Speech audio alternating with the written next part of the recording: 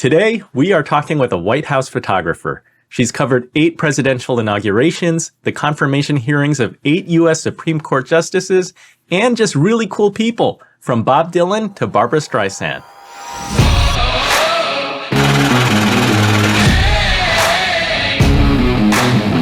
Episode 269 features Christy Bowe, photojournalist, entrepreneur, author.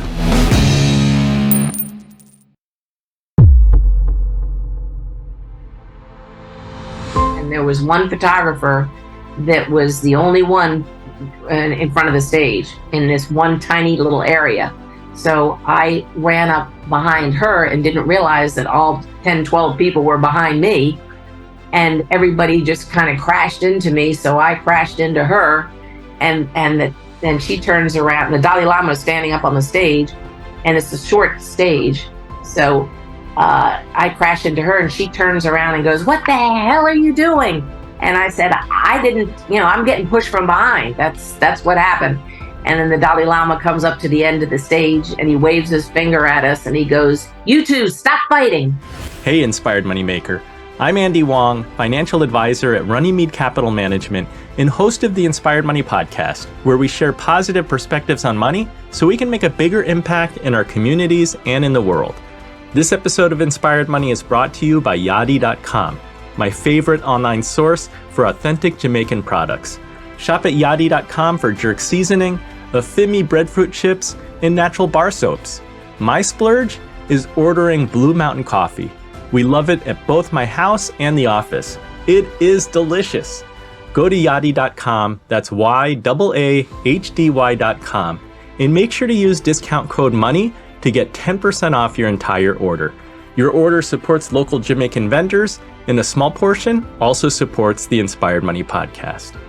Today we're talking with Christy. She is one of the few women still photographers who has captured heroes, sages, celebrities, royalty, and the madness of events at the January 6th insurrection.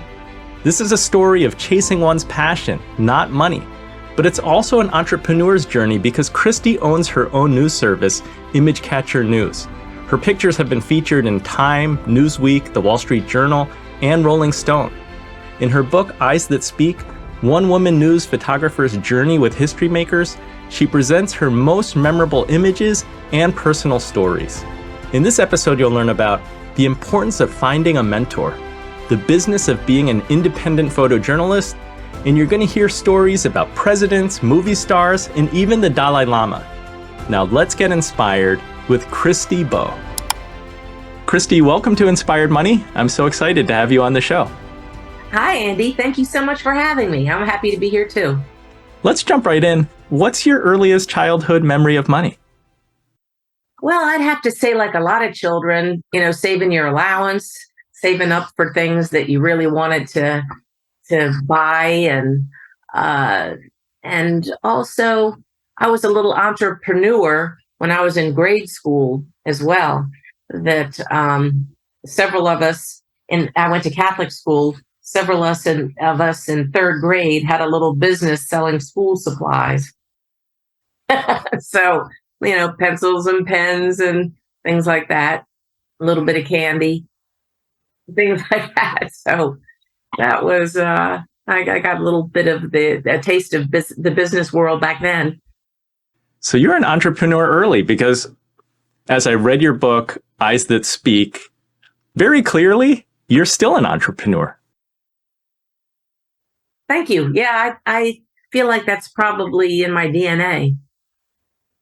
I'm a third generation Washingtonian, and my great grandfather was a cattle dealer. And then, he would, be walking cattle down the dirt roads, which is now like some of the main roads in Washington,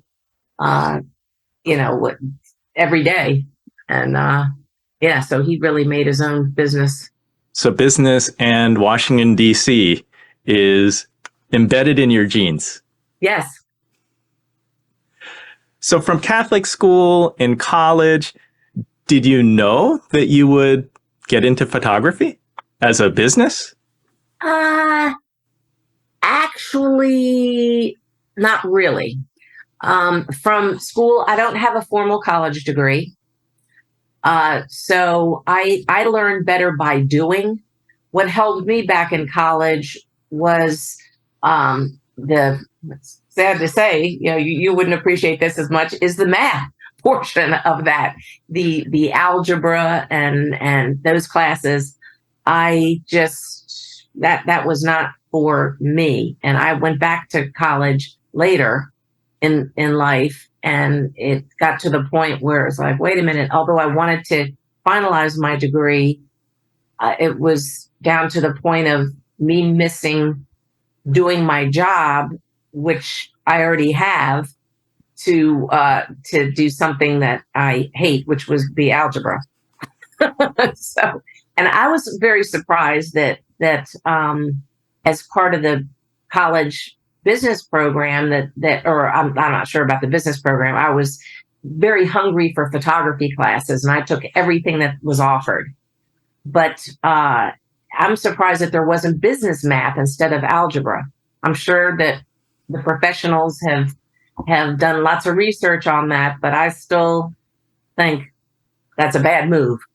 There should be business. But when I was starting my business and I had the passion for photography, I had originally gone cross country with some friends, and we were visiting somebody in Texas, way down in Texas. And I had the old fashioned pocket Instamatic cameras. I don't know if you know, I remember those. but that's going way back. So it had the little teeny 3x3 size pictures, and everything was very flat. And I took a ton of pictures, and I came back and said, that's not what I see. So I got kind of frustrated with that because people wanted to see my pictures. My friends did. And it became important for me to show people my point of view, that I felt that there was value in that.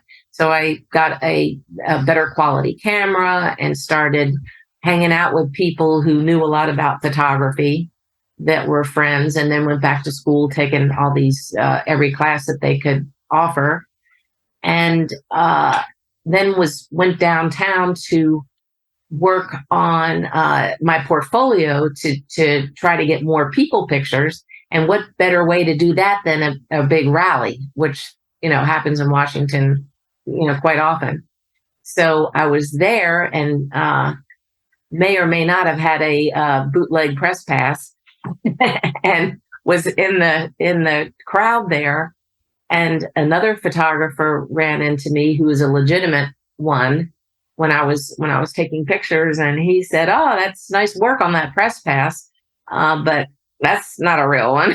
I said, "Well, maybe not." And then he admired my spunk and offered me a hand up and pulled me up onto the press truck, which was with the real photographers. And and he had no authority to do that either, by the way. But anyway, and we're friends to this day. That was Mark Reinstein with UPI, United Press International. And that kind of was the start of my professional career.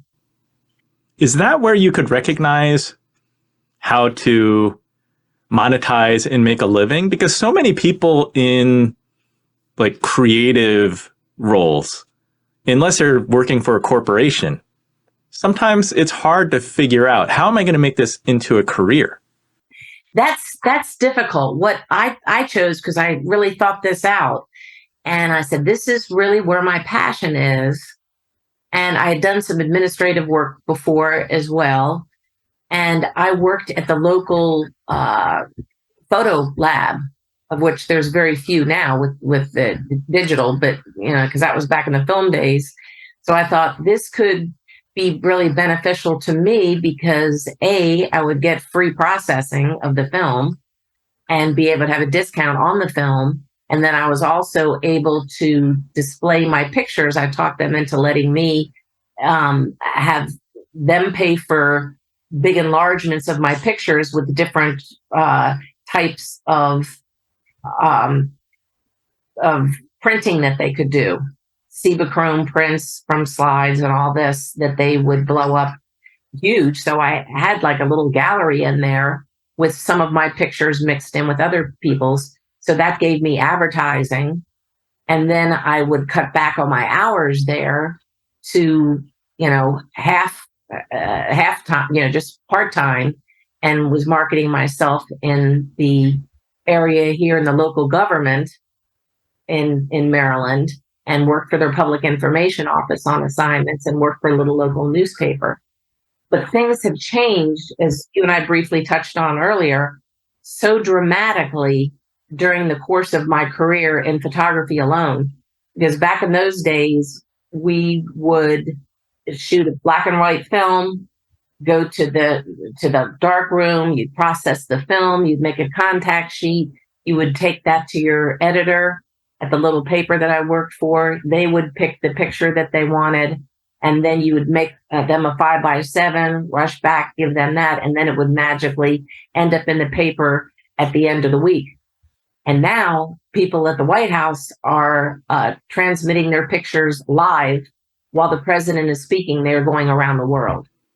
Wow. Do you do that too? Because in your book, and this I understand was a 10-year endeavor. Yes, it was. It sounds like from the White House or wherever you are shooting, then you have to run back. It's like you have to run back home, run back to the office so that you can upload. Well, that's what it used to be. Now I can transmit there, but the photography work that I do now is not like the wire services, because nobody can compete with the wire services, with Associated Press, people like that are next to me, and Reuters, because they, all these other publications around the world are depending on their pictures. So like, for instance, if the president is making some remarks or at the White House, they will be, and the wire photographers get first priority in positions at the White House. There's a very big hierarchy, both at the White House and Capitol Hill, and they get priority because more publications are feeding off of their pictures than everybody else's. So, and that's fair.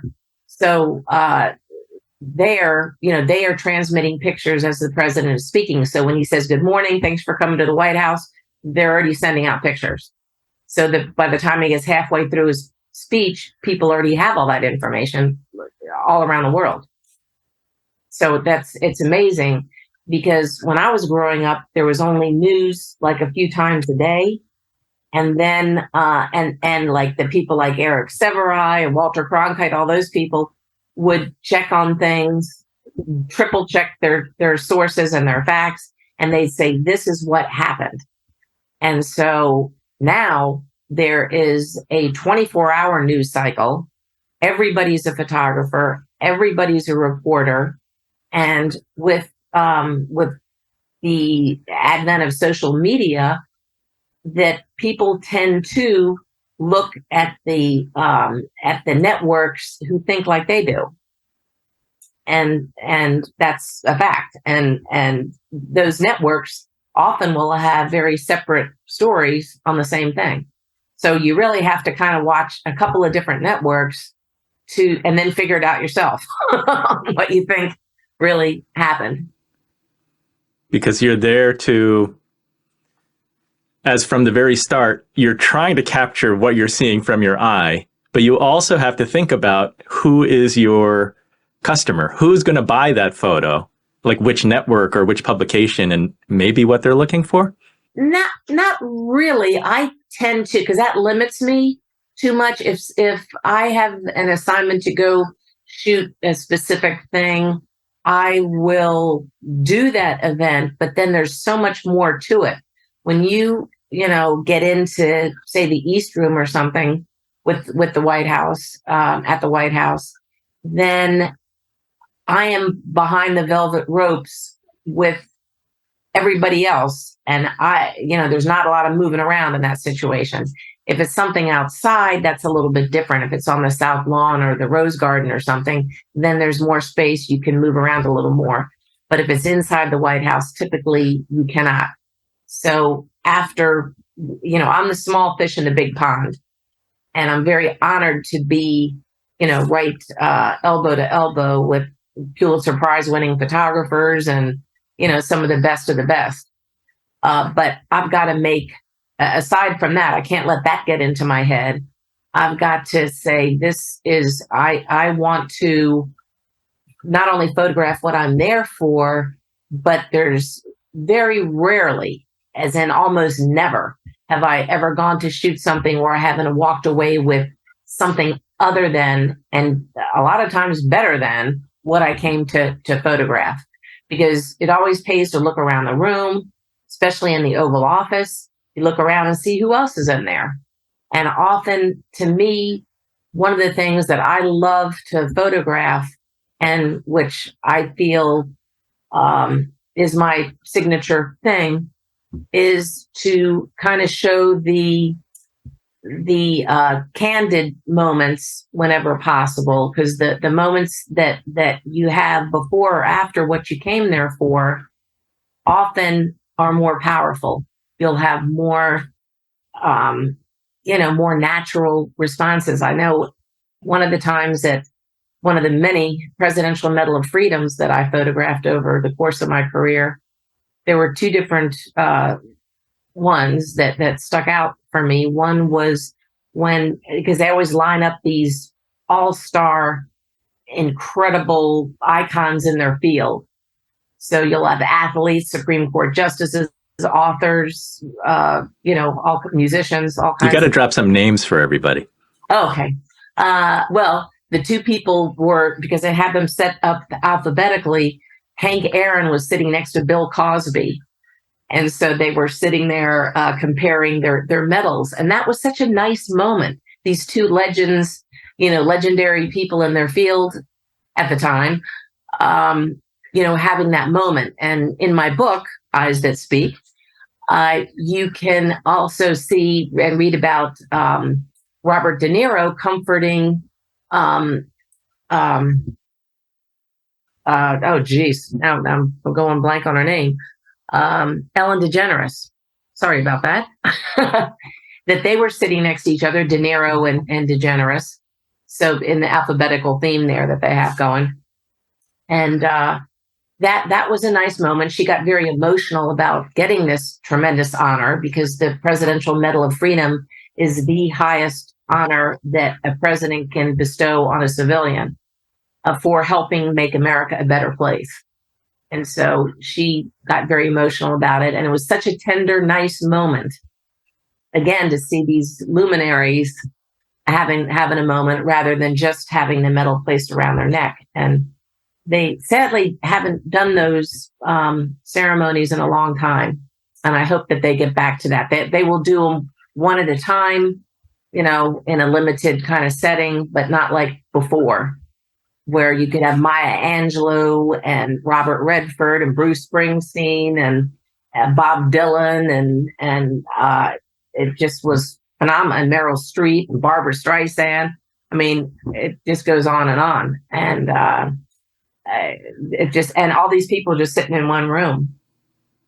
It is incredible. And yeah, I don't understand how, clearly in your job, the importance of proper planning, of your experience, of knowing where to position yourself. But then there's luck, because I remember Bob Dylan, the order alphabetically ended up being different.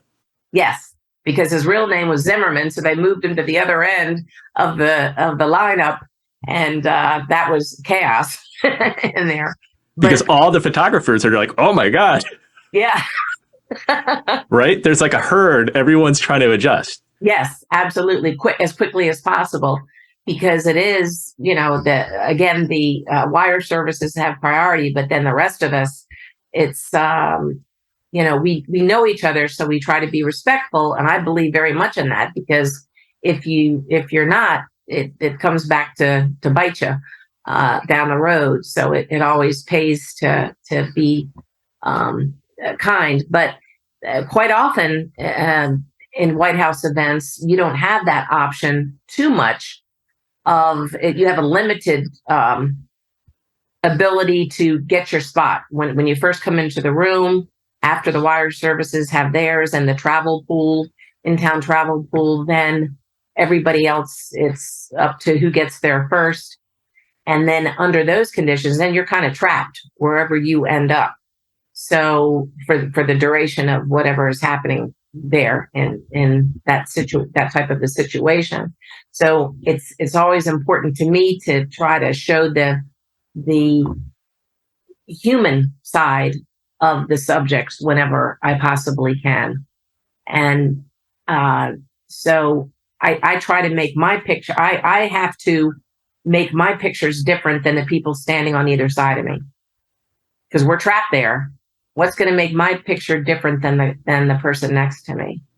And you are able to do that. So it's an incorrect assumption to assume that the wire services, everybody is trying to capture those unique, tender, genuine moments.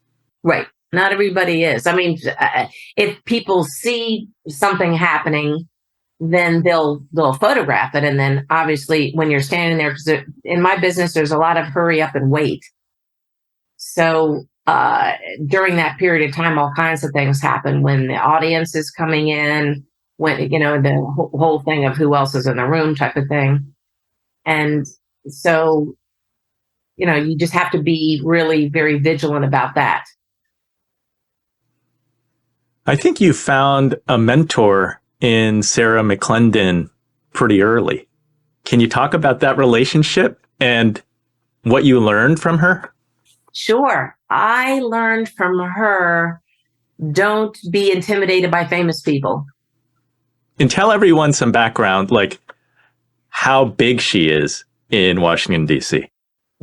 Yeah. Sadly, she has passed. But she had her own little business. She was from Tyler, Texas, and she had her own little news bureau and McClendon News, and she was syndicated throughout the country at the time. And she and I met when I was going to the National Press Club for the first time, and we were both actually, I was newly a member of the White House News Photographers Association. And myself and another cameraman were wandering around, and there was a meeting from the White House News Photographers Association. And we were held at the press club, and myself and this other photographer had never been there before. So we were wandering around trying to find the room. And there were a couple of folks up at the bar. We wandered through there, and they had a couple of drinks too many. And not that everybody does there, but these particular two people did. And they started getting really loud and aggressive about, just verbally aggressive about, get out of here. You're not allowed to have cameras in here. And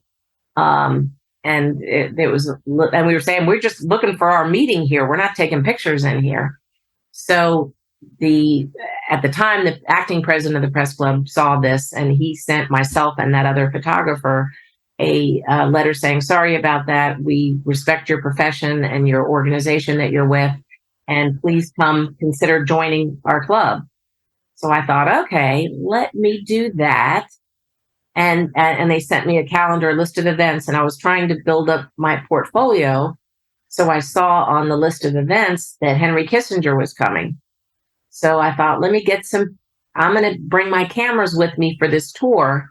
And I'm going to ask them, when they ask me what time do I want to come, I'm going to say right before that event and hope that they will say, you can stay and shoot that if you want. And that's exactly what happened. Only the tour was much shorter than I thought. So I had like an hour to kill before he came on, before he started his program.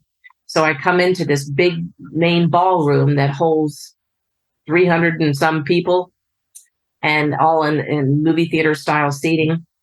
And I'm coming up the aisle, and Sarah McClendon's coming up from the other angle, and we both want the same exact seat, which is on the aisle, front row aisle seat. And so I made it there, and I didn't know who she was.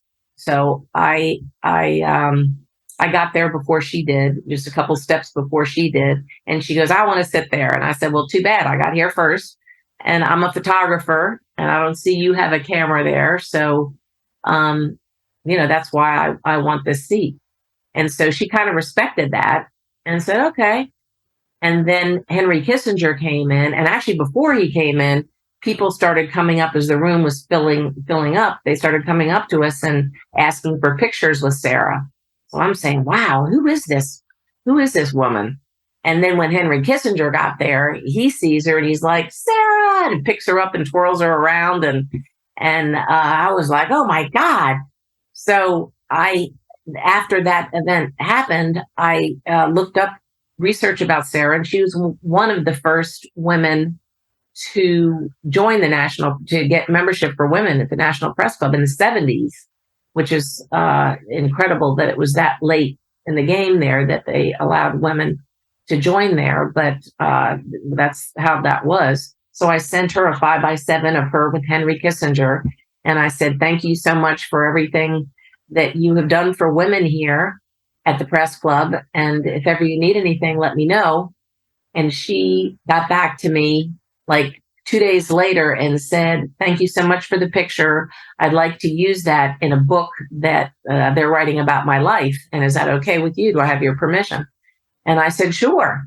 And if you ever need anything, let me know if you ever need pictures. And then she started calling and for me to come to different events. And then I became her photographer.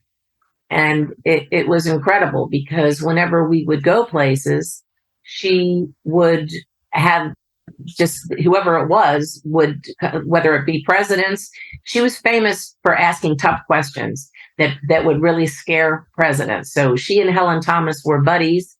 They were friendly competitors, but the presidents were afraid to take their questions because they never knew what they would say. And they were both very direct. And so Sarah, I was her photographer for several years. And then I wanted to switch over to my own company, Image Catcher News. And I had to have her sponsor me, which she did. And so that was a wonderful opportunity for me. And I think that's what a lot of business is about, is when an opportunity presents itself, you need to say yes and go for it and not stop to think about the plus and minuses of it. And if you overthink it, the opportunity's gone. Somebody else is running with it. Not that you should be an opportunist, but for Sarah, that was life-changing for me, because then after I had got to know my way around, and she showed me the ropes and everything. But whenever we would be in a room, the first ladies, the presidents Carter, Clinton, Ford, Bush, all of them would come over, the presidents and the first ladies, cabinet members. Margaret Thatcher was like, Sarah! I mean, so once, you're around with someone like that, then, and you kind of get used to that, that was very beneficial for me. And I wish Sarah could have been around to see me finish my book, because I hadn't even started it. I hadn't even thought about it with her, but I did talk to Helen Thomas about it. And as you probably saw, she wrote the foreword for my book. I thought I was going to be through with it with Obama's first swearing in. And, it's very difficult to say the end when you're writing about news. Yeah, a few things have happened since then. Everything keeps happening. I'm like, okay, well, maybe next. And then the Trump administration was quite lively. So there was always something happening there. And it was not until after the insurrection and after Trump's impeachment, and, all of us had been getting a tremendous workout there on things happening constantly. And when I looked out from the Capitol after having photographed so many different inaugurations, every inauguration since Clinton, and looking out to see tens of thousands, if not millions, in the Obama case of his first inauguration, then you look out and you're used to seeing that there. And this time there was like no one. What's the count? Is that 5 presidents, 8 inaugurations? Yes. It's a lot. I think 7 inaugurations, 8 Supreme Court justices, 5 presidents, 2 impeachments, and a partridge in a pear tree. So it sounds like Sarah was fearless herself. Oh, yeah. Even though the presidents may have feared her, but she also commanded their respect. Is that what inspired you to not be intimidated by famous, influential people? These are like the most influential people, presidents of the United States, royalty from overseas, world leaders. Yeah. Well, yes. One of the things I really respected about Sarah was she was the voice of the little people. And I say this in my book, that quite often we would drive and travel by taxi around Washington, and she would always insist on sitting in the front seat with the cab driver and talk with them about, their lives and just getting the pulse of what's happening with the working people there. And so this one particular time, the cab driver, she asked him, what country are you from? And if you could ask the president anything, what would that question be? And we were on our way to a presidential press conference from President Clinton. And he had a question about immigration. And within 1 hour, Sarah was asking the president of the United States that cab driver's question. And that to me made her a rock star. She who else could do that? That is really cool. And she sounds like not only a great person to work with, but she was like, her access to famous, influential people, and for you to be there as photographer granted you access. Yes. I mean, she's like a passport walking around a room full of like powerful people. Yes, that's absolutely true. And I find that to be true with my camera and with obviously sometimes that can be a bad thing, as the day of the insurrection. That was bad to be a member of the media and to have a camera that day because we were the enemy. But for some of the people there. So, but on a regular routine of things, your camera can really be a passport into people's lives. And with permission, of course. I'm not promoting the paparazzi thing because they give us all a bad name. There's a very wide spectrum, for sure. There is. I mean, once you get the mechanics down of using your camera, then the rest of it is it takes some effort. But look at all the different types of photography that there are. You need different equipment, but you basically know the principle of the whole thing, is what I'm saying. That the architectural, fashion, portraits, landscapes, wildlife, documentary, all kinds of different things. If you get tired of one thing, you can switch over to something else, theoretically, to do things. And I really believe that each person should have a project that they're working on for themselves. And it doesn't matter if you're editor, if it's a paid assignment or something, just to keep your creative juices going. And that you should always have something that you're passionate about to work on. That is beneficial. At the time, one of the things that I did was finding an Apache medicine woman in California at Wolf Mountain Sanctuary, and she rescued and raises wolves.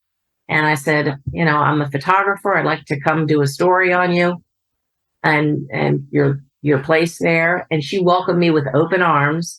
I got to have hands-on wolf pack, be part of this wolf pack with them, which is phenomenal. And that would never have happened, and for anybody else that just said, hi, can I come live at your house for 2 days? So, I mean, that's just phenomenal. That's really cool. So you do find things that you still have a passion for shooting and that the camera takes you on these adventures. Yeah. Well, you've had a long career. So I think that's a testament to being principled and, trying to do the right things at the right times. That was evident in reading your book, that there have been times where you brought younger photographers with you, or you saved a fellow photographer a spot. And in turn, when you were in a pinch, somebody helped you out and gave you a spot. Yeah. I really enjoyed the story about, your plan with Sarah to photograph Presidents Clinton, Carter, and Ford together. Ah, yes. Tell us about that creativity and how that happened or played out. Yes. Well, that was my first experience up close and personal with the White House Press Corps, of which now I'm a member of. But so it was like a full circle type of situation. Um, Sarah and I, she called and asked me would I like to go with her to a fundraiser at the Building Museum in Washington for the Truman Museum, and that all three presidents, Clinton, Carter, and Ford, were going to be there. So we went up to, they brought us up to the VIP room. And of course, I think we met President Carter first. And like you say, there's total bonus for me to be able to meet and shake hands with all these presidents. So 7 different presidents. So she was meeting with Carter. And so I had told her like ahead of time, he was greeting her. I told her ahead of time that, hey, wouldn't it be cool? Because she was working on a book. Wouldn't it be cool if we got a picture of you with 3 of the presidents that you covered? And she goes, it can't be done. And I said, I think it can be done. So she goes, let's see you do it. So I said, all right, that to me has always been a challenge I have a tough time walking away from. So I said to President Carter, and this, I'm not promoting lying or being dishonest. I want to get that out straight. But sometimes it's easier to ask for forgiveness than it is for permission. That's kind of been my life style there in certain cases. So with President Carter, I said, hey, well, we're doing this picture. We're going to be putting together this picture with the other 2 presidents. Would you be up for that? And he goes, okay, if they're doing it, I'll do it. So I said that to each one of them. And each, and this is something else that I learned that I never dreamed I would need to know, but that when you're in the room with a former president, you normally call them Mr. President for the rest of their life, unless they're in the same room with the current president, in which case they're demoted to Mr. So with Carter, he was like, okay, I'm good. Then did the same thing to Ford. And then the 2 of them left the room to go downstairs because this was a VIP reception where people were going to be coming through. The high donors were going to be coming through, shaking hands with President Clinton, who was the current president. So when I got to him, I said, hey, we're doing this picture with the other 2. Are you in? And he goes, all right, I'll do that. If they want to do it, sure. So then I said, this is great. So, I've got it. And then one of his handlers said, no, they've already left and they've gone downstairs. They're and they kind of didn't want to really hang around each other, which I thought was interesting. So I said, look, you can talk into your sleeve here and get him back up here in a minute. We all know that. And then Clinton just gave this handler one glance and the guy had them back up there within 10 minutes. So all 3 of them came, and this was one of the biggest moments of my career. I will always remember this. And especially, because I was relatively new to this business at the time. We're standing behind the velvet ropes and the 3 presidents come together, come in front of where I am and say, what would you like us to do? And I was, wow. So I said, well, how about if you guys stand in front of the flags? There was a lineup of flags in the background there. I said, how about if we do that there? And then another one of the handlers says, no, it's more, at that time, Sarah was in a wheelchair. And they said, that's going to be more difficult. We'll bring them to her. So that was a nightmare of a moment where the 3 presidents were coming towards us and then turning their back to me so that the White House press pool could get the picture. My picture that I worked for. So I was like horrified. And even though I was wearing a dress, I dove over the velvet ropes and got out 2 shots before somebody elbowed me out of the way. And so that's when my first experience with the press corps. And I did get the shot. One of them had somebody's elbow in it, and the other one did not.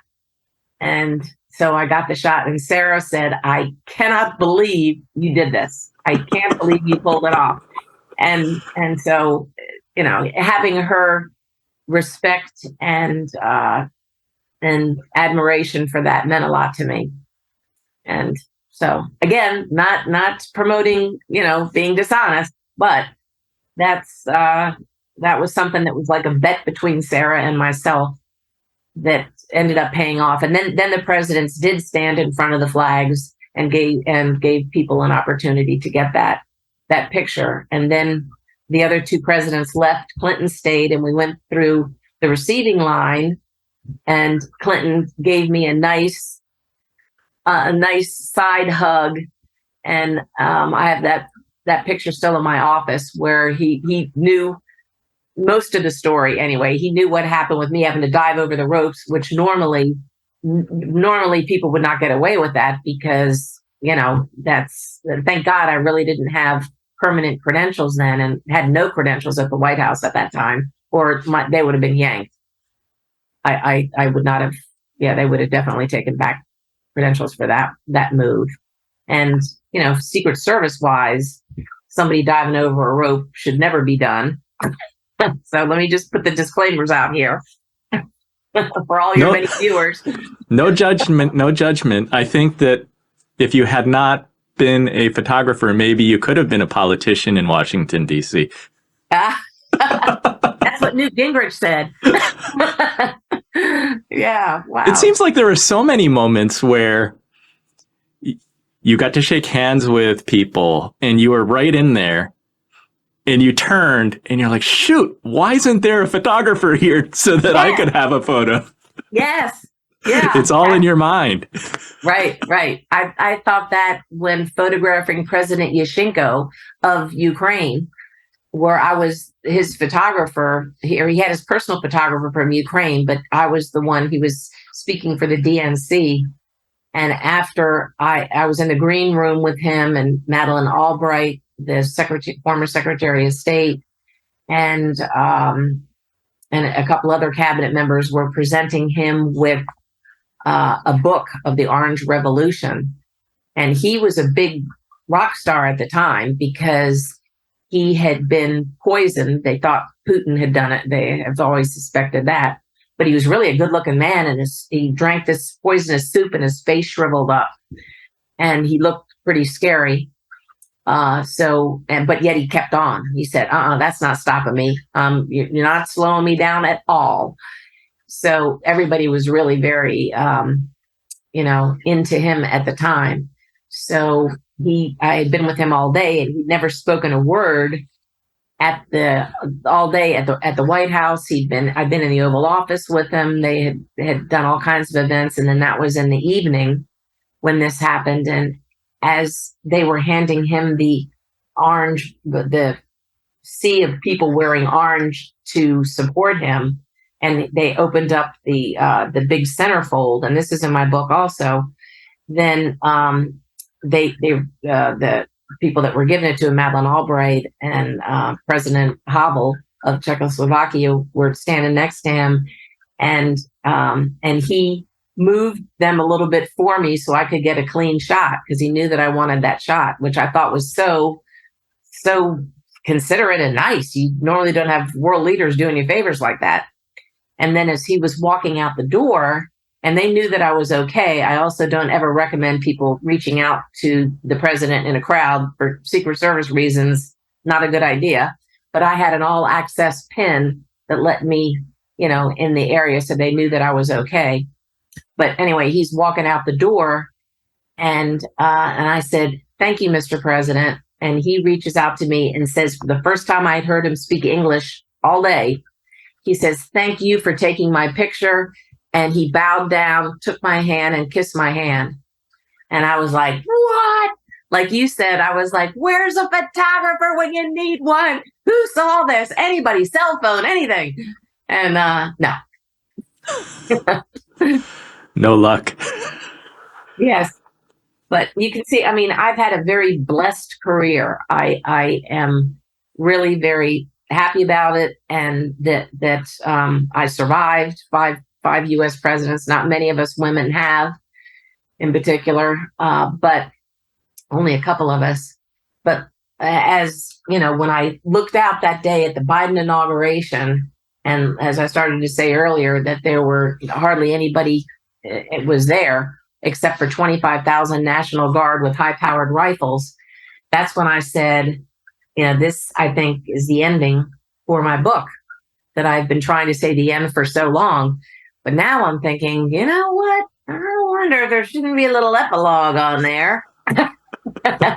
And, because things still, continue to happen here in Washington. It's just going at a different pace so far.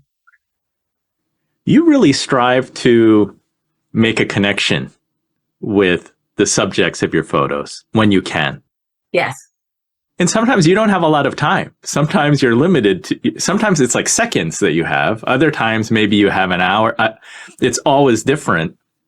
How do you try to establish that rapport or that connection or that relationship so that sort of maybe some of the barriers come down and you can catch those candid, real moments? Yes. Well, that's a good question. It's because normally it's very short.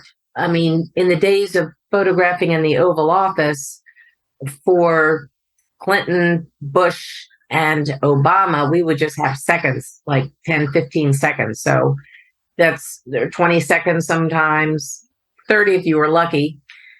So that that would be kind of difficult because it would be me with a pack of a bunch of other photographers.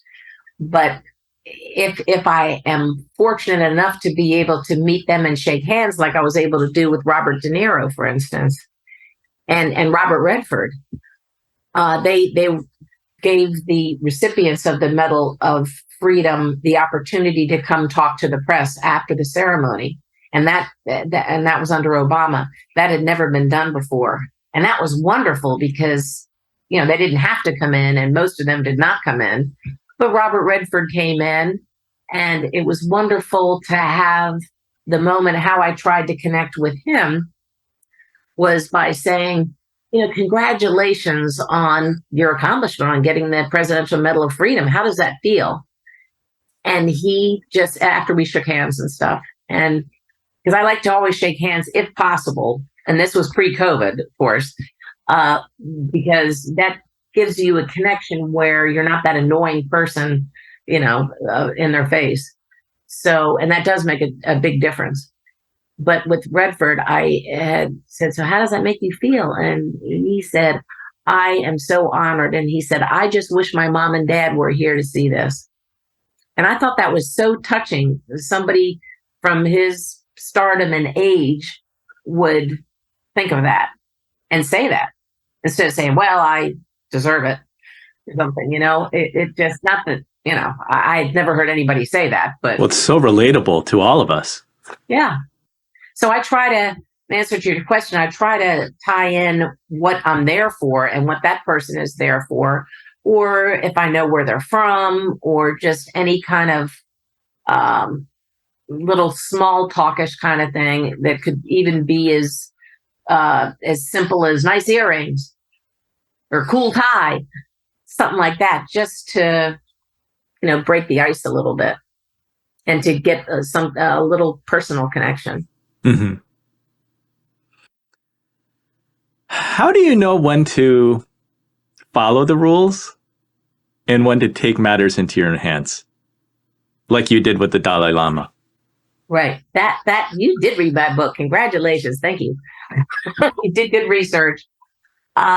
So that is kind of a judgment call, because I have to weigh things.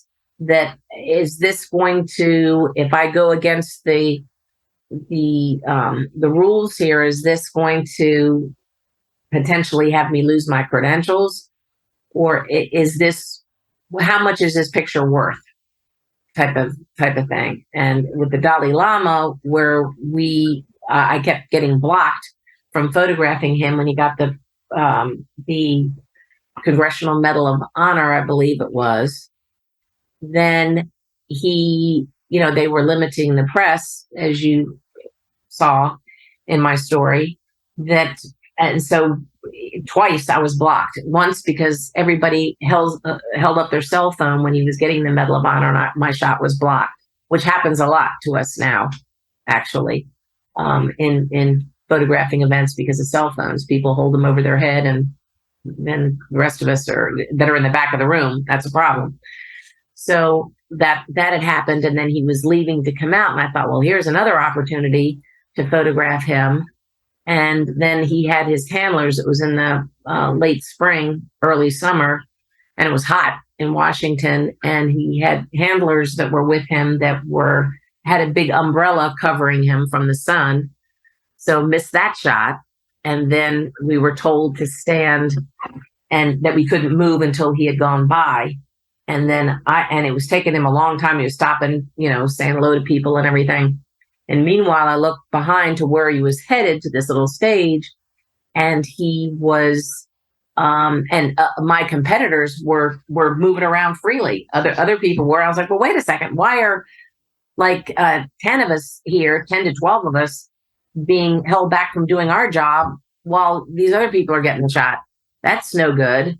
So I turned and just said, I'm going for it, and ran across this area and got in front of the stage where he was, and I had to make a split decision.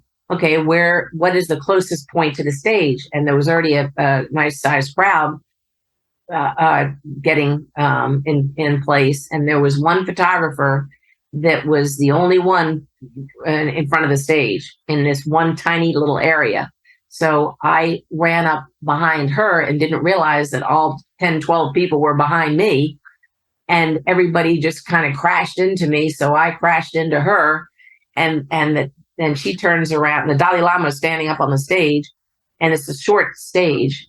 So I crash into her, and she turns around and goes, "What the hell are you doing?" And I said, "I didn't, I'm getting pushed from behind. That's what happened." And then the Dalai Lama comes up to the end of the stage, and he waves his finger at us, and he goes, "You two, stop fighting." And that was a fun picture. And that was a cool moment. And the photographer and that woman, we laughed about it later. And then later on, I that same day, they had 3 different stages set up for him. I was starting to leave, and Dalai Lama was sitting on the stage, and I came up next to where he was, and he remembered me from that incident. And I just did the namaste sign, like, can't you, let's put this behind us, and peace. And he laughed and turned around and gave me a clean shot to get a nice picture of him, which was nice. So, but, very, I'm very much about following the rules, 99% of the time, because the credentials are important. I don't know how you make those decisions, because they're split-second decisions. Right. That's weighing in your head. How much is the shot worth? What is the risk? Okay, I'm going. Yes. Right. That's pretty much what happens. Yeah. But that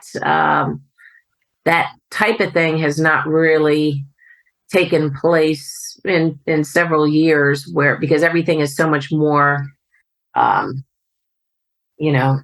is, what's the word? I guess strict and tighter, and just because of security reasons and COVID, that there's a lot more rules now than there used to be. Christy, I want to ask you about, among all of these influential, powerful people, celebrities, movie stars, world leaders. I want to ask you about Homer. Mm. How does he fit into your book and your career? Yes. Well, Homer was a homeless gentleman that lived on the bench in Farragut Park. And when every day that I would go to the White House, I would take the metro and come by Homer sitting on his bench. And sometimes he would be in the shade if it was hot, or in the sun if it was cold. But that was his full-time residence there. And he was such a sweet man. He loved his Budweiser, but he was such a sweet man. He would just ask people, say, "Hi, how you doing?" and make conversation with people. And he, I was like that as well. I say hi to him every morning when I would pass by him, and people would leave him sandwiches and food and stuff, which was very thoughtful. And everybody just really loved him, and everybody knew him. The different shops would let him come in and use their bathroom, and just very, very nice man. So he got into my book because he is just plain cool. This one day I was almost going to pass out. I had a big assignment beforehand, and I hadn't had breakfast, and it was kind of hot. And he said to me, "Hey, you look like you don't feel so good. Here, sit down with me." And so I sat next to him, and we talked, and he goes, "Here, help yourself. You need to get something to eat and something to drink." And then he had like 4 or 5 bags there, and he goes, "Anything I have is yours." And that was just so touching to me. So he handed me a bottled water, and I found some peanut butter crackers. I had a couple of those and was totally revived. And I just always thought he was a just plain cool character. That's in the chapter of my book, is the rich, the famous, and the just plain cool. And that was Homer, just plain cool. And you invited him to an event to accompany you? Well, no, not to accompany me. One of the next times I was at the National Press Club, which I am a member of, and we each year have a photo exhibit that for the photographer members exhibit, that where people put in their pictures. And I was going to be stopping at the White House first and then going to the press club that day. And so I had my mounted 11 by 14 prints mounted on foam core in a bag under my arm. And he goes, "What you got in that bag?" And at the time, they were pictures I had photographed of Queen Elizabeth when she had come to the White House. And so I showed him the pictures, and he really liked them. And he goes, what are you doing with these? What are you doing with them?" And I said, "Well, they're going to be exhibited at the National Press Club in a few days." And he said, "Can I go?" And I said, "I don't think you're going to really like it there too much. I don't know." And he goes, "Look, I have my clothes in a storage locker. I'm going to take a shower. I'll dress up. Please give me a chance." And I'm allowed to bring guests.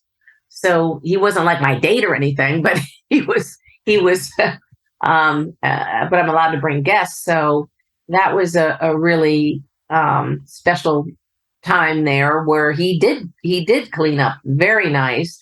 And he comes through the door during the reception, and people are handing hors d'oeuvres out and everything. And he held his own with talking to people, and he was great. I mean, he didn't have teeth along here, so long as he didn't have a big smile, he was good. And so he behaved beautifully, and worked the room.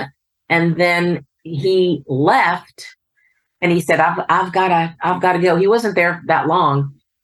He left and said, "I've got to go back because somebody is watching my stuff on my bench, and I don't want them wandering off and everybody stealing all my things." So I said, "Okay, all right, see you later." And then this 2 other people that I had invited there that were friends of mine to see the exhibit, they had just bought a new Mercedes, actually, And so they were driving back from the press club back up to Maryland, where I live, and their GPS took them right along Farragut Park. And then we drove by, and I'm sitting in a Mercedes, which does not happen often. And I look out the window, and there is Homer sitting on his bench, all dressed up still, but he's going through all his bags, checking to make sure all his stuff was still there.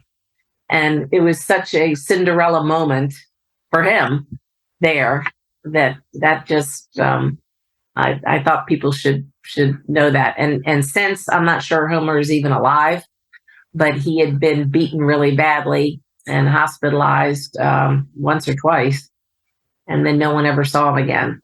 Oh gosh. Yeah. There's so many beautiful moments in there, from him giving you a drink and snacks when you didn't feel well, and then from there you probably ran to like take pictures of the president of the United States. Yeah. Yeah, exactly. That's exactly what happened. So that was really quite special, and I thought that he deserved a shout out. As a photographer, do you think you just see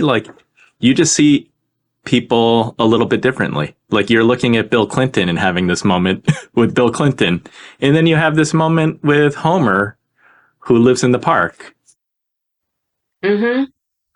Yeah, it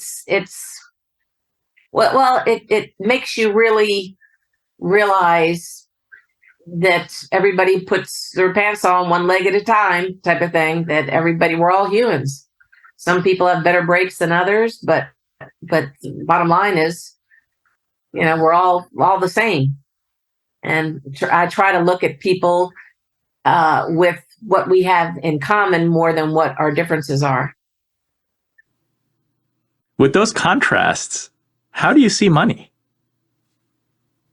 Well, this type of job is not something that you really get rich from. It's more of a passion, that's in your heart, a fire that's in your belly, type of thing for this type of work. So it's journalism is not something that people get rich from. So if myself and several other friends of mine that are in the business, I can't speak for everybody, but if we're paying our bills, and then we're doing good. So you've got stories to tell. It's rewarding in so many other ways. It just is. It depends where your riches come from. Yeah, but you're following your passion, and you do something that you truly enjoy. Yeah, absolutely. And I hope to get, like I say, the human side of people out there. So sometimes and I'm represented by Zuma Press and Getty Images, so they distribute my work. And so hopefully, because they have a large audience, worldwide audience, that I can get the humaneness message out there.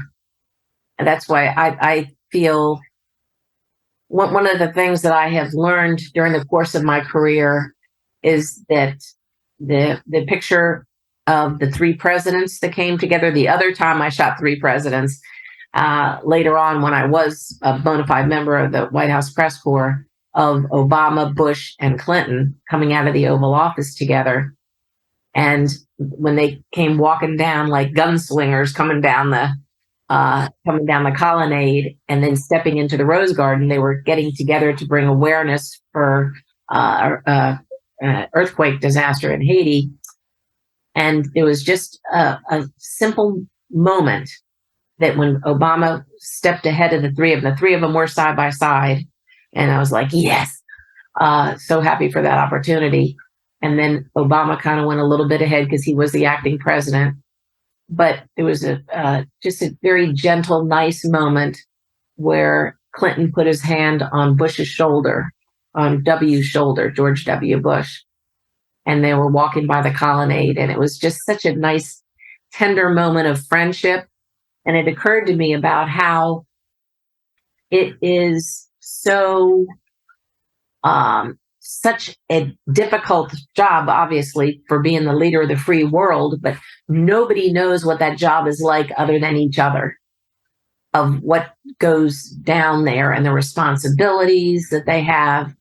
And so there's like a little club that they have where, that I saw that there, that that it's kind of like a bond that they have going, wow, you lived through that too. and people are can be so hypercritical and mean to them. And yes, they signed up for that. And, they know that going in, but still, people don't have to be as mean. You need to tell the story. If a story that's not positive needs to be told, then you need to say it. But there's ways that you can do it. And now it's just seems to me, rather than people talking about how to make things better, they're talking about the main thing is putting each other down to like, I'm better than they are, they're terrible. And that's really a shame. And with presidents, it's no different. Each president, people make fun of for something. George W. Bush was my favorite president to cover because he kidded with me and stuff. And that was really nice. I've never had a president do that before or after. So that was very special.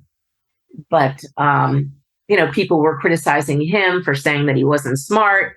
But I got to tell you, of all of them, of all the presidents since, he's the only one that was brave enough to not use the teleprompter that much. I mean, there's times when you had to use it, like State of the Union and big speeches and things, but he wasn't completely connected to it, where other presidents I found to be more dependent on that.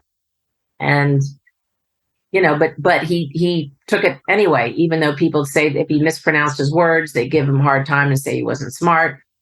And with Biden, that time when his foot got stuck in the pedal of his bike and everybody's like, he's an old man. He fell off his bike. Oh gosh. I mean, come on. Who doesn't have something like that happen to him? It's like, give people a break. If a president trips, oh my God, that's going to be all over front page news everywhere. And that type of thing of just, give them a break once in a while. That they're human also. And what people say when they're mean, it's hurtful, like it would be for anybody. I love the behind the scenes. Christy, I like to ask all the Inspired Money guests, how do you define success? I think success is defined by how you can kind of pay it forward and how you can help people around you, how other people can benefit from what you do, and your level of happiness and living with yourself and feeling in your heart that you're making a difference in some way. That's what I find to be successful, not necessarily your bank account. Bank account's good. I'm not saying that I don't enjoy having good sales, each month, because that's important. But like I say, people in my business, I think most of us do it from our heart and our passion.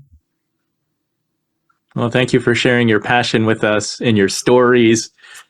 You've got stories to tell for years. Yeah, that's the tip of the iceberg. There could be, more of this coming out. Yeah, book 2, book 3. So yeah. Tell the Inspired Money makers where they can find your book and where they can follow you and find you. Oh, thank you. You can, my website, christybowe.com, will give you a link for Amazon to buy my book. And also it's in DC, it's at Politics and Prose.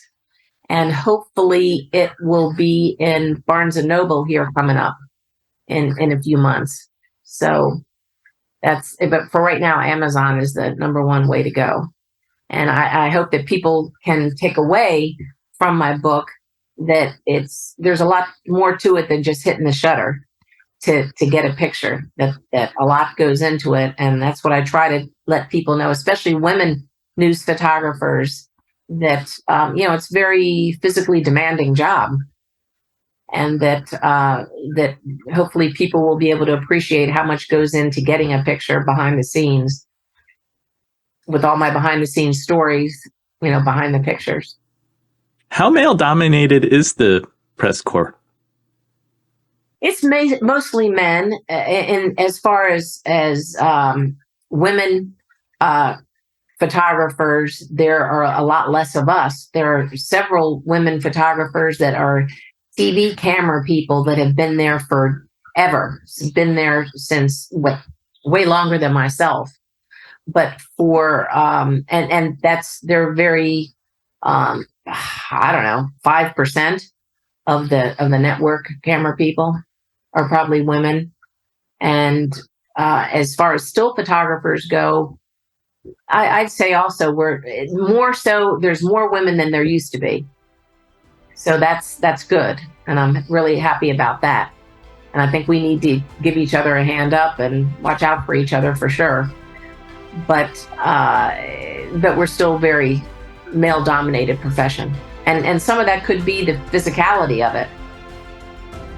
Well, thanks for leading the way and giving hand ups and helping others. Thanks so much, Christy. Yeah, I try. All right. Thank you so much for having me.